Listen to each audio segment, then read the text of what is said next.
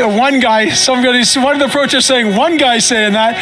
But look, I will say this, that, in talking to all these folks, Todd, we're all about maybe 50 feet from the front line.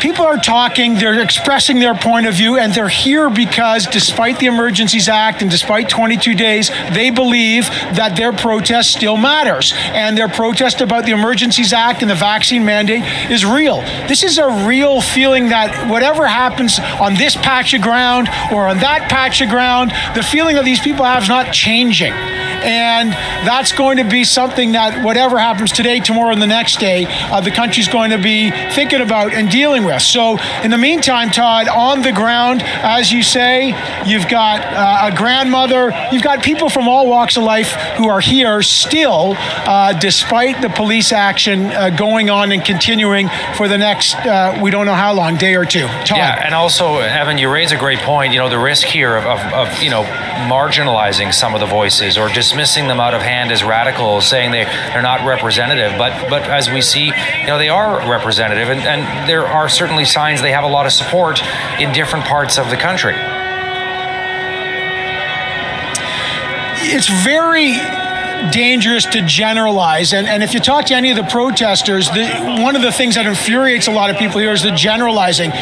You say we are X or Y. People here, as I've spoken to, for lots of different reasons. On the other side, the government's view in invoking the Emergencies Act is after 22 days of what has been a protest that has been going on, they believe the law has been violated, it's risen to a certain threshold, and they're going to enforce the law and take back the streets. The residents of Ottawa are very frustrated.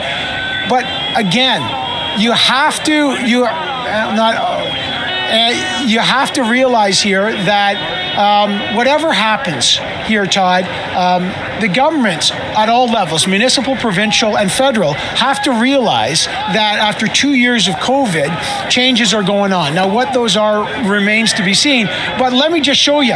There's a protest here in the nation's capital that is still going on despite the government saying there's going to be severe penalties, despite the fact that some people have been arrested and will go to prison. Despite that, these people are still here to express their point of view. And that shows you how passionately they feel about it. Now, at this point, again, we haven't seen, it's tense at the line. And as you saw when we were just there, it gets very tense. But so far, the police, they move, they stop, they move, they stop. And in the kind of spectrum of riot control or things, so far this would be on the calmer end. It doesn't mean that every moment's been calm, but the protesters and the police have not, it hasn't blown up into a big clash yet. I'll throw it back to you, Todd. All right.